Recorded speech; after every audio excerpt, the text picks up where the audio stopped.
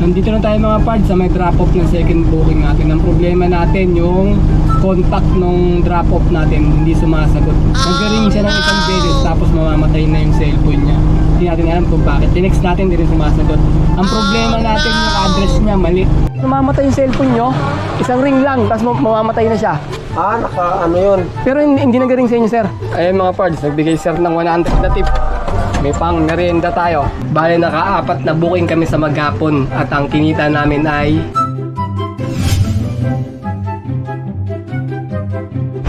good day mga pards. Today is another booking day na naman tayo. April 12 ngayon, Friday. First booking natin from Caligayahan, Novaliches going to Bagong Lipunan, Krame sa halagang 846. Ang layo ng pickup location ay 4 km. 600 kg lang to mga pards ha. Meron siyang high demand na 149. Papunta na kami sa may pickup location. Okay mga pards, first booking natin, pickup tayo. Ayan mga nakarolyo.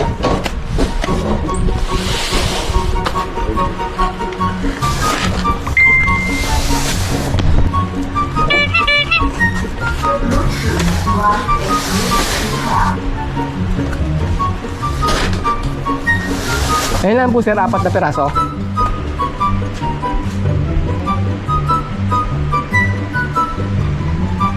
Okay, bigyan naman ito. Same ba yun? 46 sir. Thank you. Salamat sir. Okay. Okay mga parts, na-pick up na natin yung first booking natin.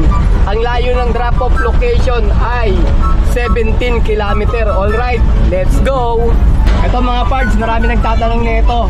Saan daw ba kinakaltas ni Lalamove yung commission niya? O saan tayo nagbabayad ng commission kay Lalamove? Meron kasi tayong dalawang uri ng booking mga parts. Meron Lalamove wallet booking, meron din naman cash booking. Yung Lalamove wallet booking, ayun yung napupunta, yung shipping fee niya sa may Lalamove wallet natin. Ayun ang pambayad ni customer. Through e-wallet mga parts, napupunta sa may Lalamove wallet natin. Meron din naman tayong cash booking. Ayun naman yung direktang sisingilin natin kay customer, yung shipping fee. Pagkatapos kasama na rin yung commission ni Lalamove sa ibabayad ng customer sa atin.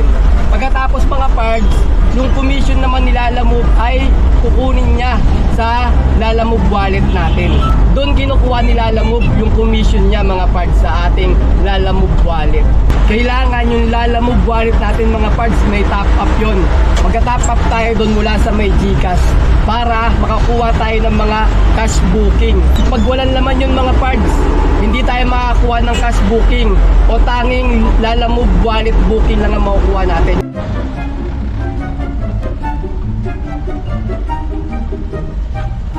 Tayo sa drop off mga parts ng first booking natin. Wala, tawagan natin. Kaya tay, tawagan ko muna. Hello, magandang tanghali sir, Lalamove po. Sir, nandito na kami sir. Dito na sir sa 1A, Mariposa Villas. Sige. Okay sir, salamat. Tayo natin. Dito na dito. O sir. At magkarasa sir. Saan sir? Dito, dito. Taas.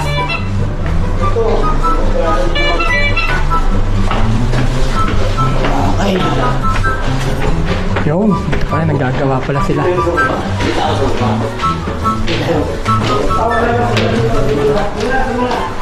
Okay, diba? Diba na?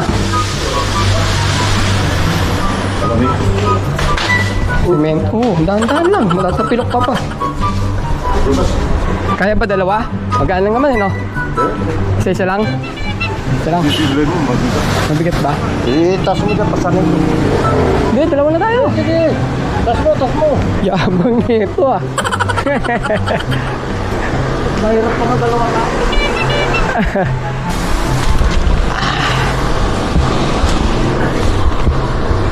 Yeah.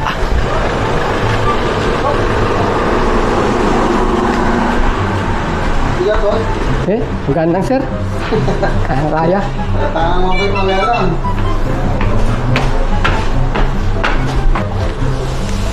Ito lang mo.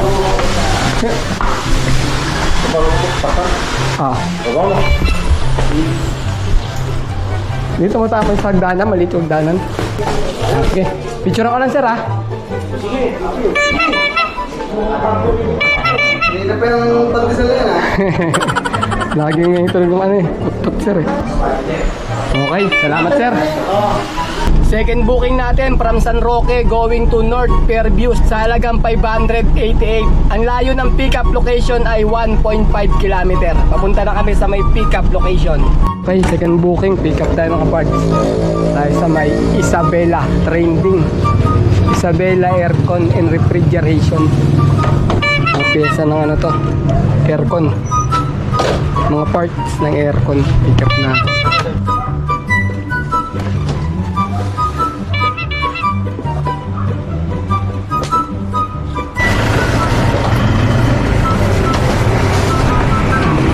Asa inyo bayad, ma'am?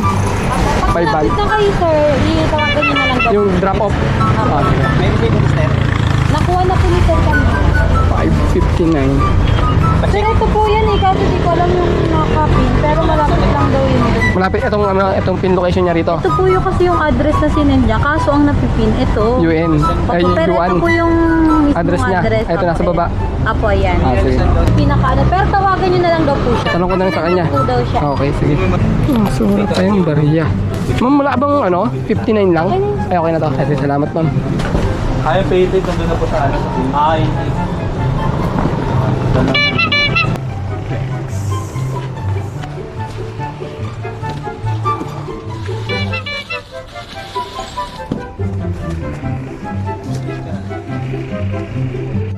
Okay mga parts, na-pick up na natin yung second booking natin.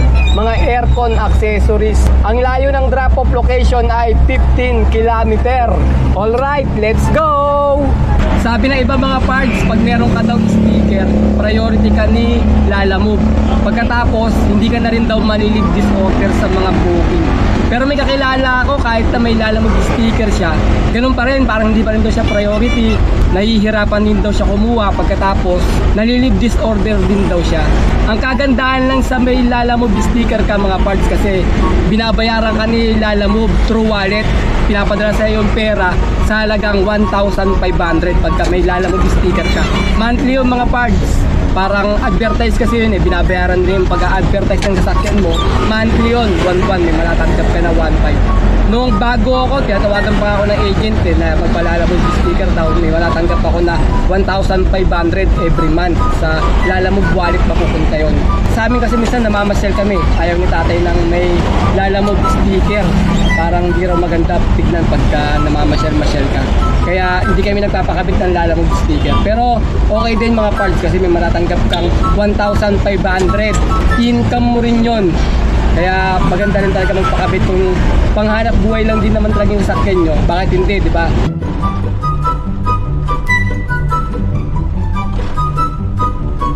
Nandito na tayo mga parts sa may drop-off ng second booking natin. Ang problema natin yung contact nung drop-off natin hindi sumasagot. Nag-ring siya ng isang beses tapos mamamatay na yung cellphone niya. Hindi natin alam kung bakit. Tinext natin, hindi rin sumasagot. Ang problema natin yung address niya, mali yung nilagay dito. Kaya itatanong sana natin siya kung saan mismo talaga yung address niya. Ang problema, hindi naman nasagot sa text natin. Tapos tumatawag tayo, laging parang busy. Mag-ring lang ng isa, tapos mamamatay, tapos busy na. Hanapin na lang muna natin, ano daw eh, block 65. Ang problema, block 85, block 84 dito. Hindi ko alam, pero mahaba eh. Tignan natin. Doon, baybayin pa natin papunta kung meron. Hindi kayo sumasagot yung drop-off natin. Ito mahirap eh, pag ganitong ano eh. Tapos mali yung mga address nila na binibigay. Hindi natin may tanong eh, kasi nga hindi naman sumasagot yung drop-off natin. Yung drop-off ang nakakaalam ng lugar niya. Siyempre, yung nagpa-deliver, ano malay ba nun, ayun ang sinabi sa kanya. Wala rin alam yun mga parts. Kaya pag-asa natin yung makontakt natin yung drop-off. Ang problema, yung cellphone, nag-ring lang ng isang beses, mamamatay na. Tapos, tinetext natin, di naman sumasagot. Ito rin isa sa mga umuubos sa oras natin mga parts eh, na yung mga ganitong mga deliver na mali na yung address. Tapos, hindi pa sumasagot para tanungin natin sa kanila kung saan pa talaga yung lugar nila. Mamamatay yung cellphone nyo, isang ring lang, tapos mamamatay na siya. Dumidiretso yan sa nakatablak. naka ano yun? Pero hindi nag-ring sa inyo, sir. Hindi nag-ring yung cellphone nyo. Sa ano to? Kaya, Diretso yun sa ano? Sa black spam. black spam. Naka-on, may spam kayo. May spam, oh. Binablock niya. Yung tawag ko. Kasi hindi ka nakapundok eh. Pag napong. Ay, kaya pala tago ako ng tawag. Ayun na. Tumawag si ano. Hello, ma'am. Ay, ma'am. Nakita ko na, ma'am. Nakita na kami. Andito na si sir. Yung drop off. Okay, ma'am. Salamat, ma'am, ha. Apo. Yun pala. Lot 21, Block 65. Walang karton yan? Walang aso, sir. Yung isa meron. Bayad sa gate. Wala naman, sir, eh. Dire-diretso lang ako, eh. Pinadaan ako, eh. Anong gate ka? Kuman? Dito, sa gate 2. Gate ko. May bayad ba dyan, sir? Pinadaan ako, eh. Wala. Dire-dire. Siguro nilibre na. Nilibre siguro. Lisensya mo na saan? Nandito. Hindi naman kinuha. Pinadaan lang ako.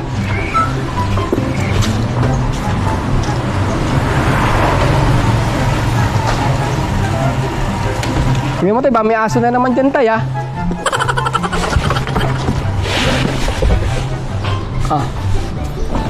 Matuklaw ka na naman ng aso.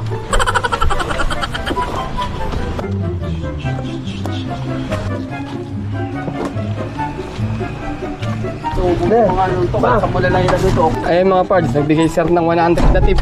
May pang merienda tayo. Sinabi nga natin na hindi siya makontak, kaya nagbigay si sir ng pang merienda. Alright na din. Ay na, papakita ko lang. Mga parts, na-pulse kami ng 200. Nasa harapan namin yung motor. Nalaglagan ng 200. Pero pisos ako na dire-diretso eh. Hindi na natin makahabol eh. Sinulot tayo natin 200 niya pang merienda. Hindi tayo ng pang merienda. Hindi natin mahabol. Nakamotor ang bilis eh. Pagdampot namin, pag di namin, wala na yung motor. Third booking natin from Greater Lagro going to Commonwealth sa halagang 421. Ang layo ng pickup location ay 2.4 km. Papunta na kami sa may pickup location. Dito tayo mga parts sa may Casa Milan. Yung third booking pickup natin, dito tayo papasok. Sir, sa ano lang sir? Number 40, Palmanova. Ano sir, pick up daw ng gamit ng milk tea? Ano kayo? Lalamove? Lalamove. Sa gate 3 sir, daan natin sir. Ay, saan yun sir? Gate 3. Dito Sa kabila pa? Maragila. Hindi pala rito. Sige, ikot ako sir ha. Daming gate mga parts. Gate 3 daw tayo, sa kabila pa. Mali yung pinasukan natin gate. Dapat yung mga nagbubook din eh, nilalagay dapat yun ako anong gate papasok eh, para hindi tayo nahihirapan maghanap ng gate na papasukan eh. Marami kasing gate tong Casa Milan eh. Rito yung gate 3. Ikot-ikot, ikot-ikot lang. Ikot-ikot, ikot-ikot lang. Yawa. Sir, sa ano lang? Ano ba, nakalimutan ko na. Hindi yan. Sa Palmanova Road, number 40. Okay. Visitor pass. Laki ah. Yan ito yung ID natin ng malaki. Okay, third booking tayo mga parts. Pick up. Saan mo tayo? Ito ma'am. Papunta ang Commonwealth. Ba't saan galing? Galing sa taas? Sige. Ito pwede to siyang ipatong. Sige. Yung ano kasi may mga Magkano iba? Ito pwede lang siya ipatong. Ano bibigat yan? Mga flavor yan. Pwede siyang ipatong. Ay, yung patong to. Sige. Ano yun? Napuwing ka?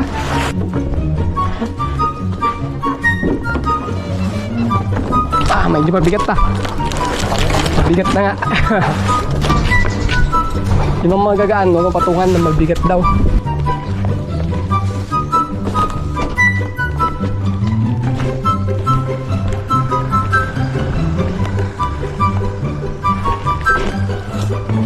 Okay mga parts, pick up na natin yung mga milk tea supply. Third booking natin. Ang layo ng drop off ay 5.8 km. Alright, let's go! Okay, drop off tayo mga parts. Diyan pala tindahan nila.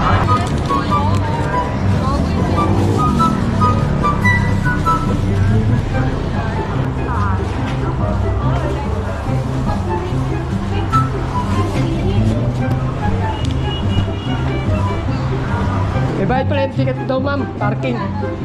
Okay. Tapos na.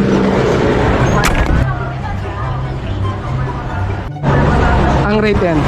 Magkano? dadagdag ko? Bahala ka na, ma'am. Hindi ako naniningil ng ano eh. Basta kung magkano yung pusan loob mo, ma'am. Okay na sa amin yun. Ay. Okay na yun, ma'am. Maraming salamat, ma'am. Alexandre. Pangapat na booking natin from Santa Monica, Novaliches going to Navotas sa halagang 1,283. Ang layo ng pick-up location ay 3.8 km. Papunta na kami sa may pick-up location. Umabot ng 1,2 mahigit parts yung booking natin. Kasi naglagay si sir ng 450 na helper, tsaka 80 pesos na driver carry. Tapos meron siyang 50 pesos na document processing. Kaya yung booking niya umabot ng 1,2 mahigit. Okay, nakuha natin booking parts. Yung tayo parts pick up. Ayun sir, sandali na sir ah.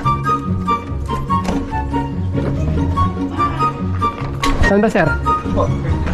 52 bucks. 50 lang. 50 lang. 50 bucks. 50 raw. Ah.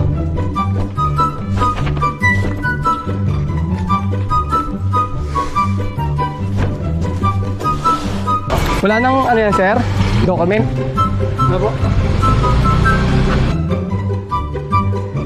Okay mga pards, na-pick up na natin yung ating pang-apat na booking.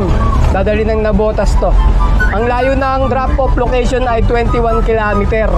Alright, let's go! Ay mga pards, dito na tayo sa drop-off natin. Na fourth booking. Saan sa ban?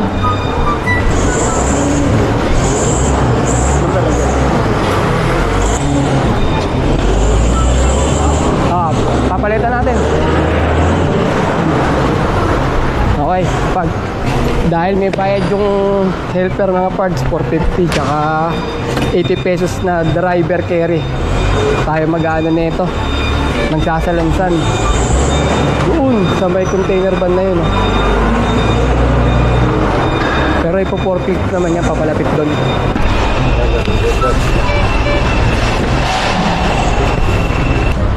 Ano mga parts, okay na natin papadeliver. Punta to ng Bacolod.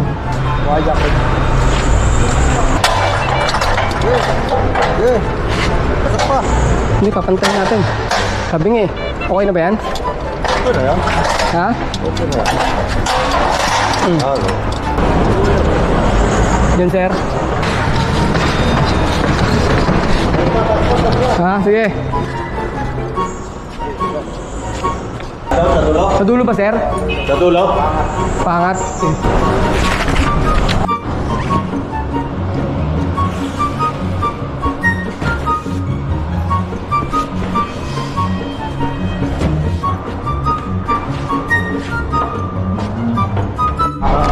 Wala akong dalang ballpen sir. Wala ka. Ano ba to? Ang laman yan. Talaga eh. Diba? Kaya mo na yung ballpen mo. Pinilalos. Wala pa. Wala pa nga eh. Eh kaya ano, Noy, bali dalawa na may bill sa kanya. Kulang foods. Kakagising ko lang. Ngayon ang mga parts, papa-encode daw natin to dito malapit sa may exit nila. Nandito daw yung nag-i-encode. Tapos ibabalik ulit sa kanya to para okay na, tapos na tayo. Ma'am, papa-encode po ma'am. Po? Kabila. Ma'am, papa-encode po. Okay. Po ma'am. Thank you. Okay. Ito na yung pinaka-way bill niya. Okay, pirmahan na lang natin. Sir ah. Okay na sir? Okay, salamat. Okay mga parts, natapos na natin yung pang-apat na booking natin. Ang total lahat ng bill dapat ni sir ay 1,502. Ngayon, kasama na rin yung waiting hour natin na 150, tapos yung toll fee na 69, tsaka yung shipping fee. Dinagdagan pa bali ni sir ng 100, kaya ginawa niyang 1,600 via Gcash yung binigay sa atin. Okay na rin, kahit medyo mahirap, nagbuhat-buhat tayo rin. Time check tayo mga parts, 6:25 PM. Uwi na kami mga parts, papahinga lang kami, may bukas pa naman eh. Mamaya, pag uwi ko ng bahay, papakita ko kung magkano ang kinita namin. Okay mga pards, income reveal ulit tayo ngayon. Bale naka-apat na booking kami sa maghapon at ang kinita namin ay 2,500 mga pards.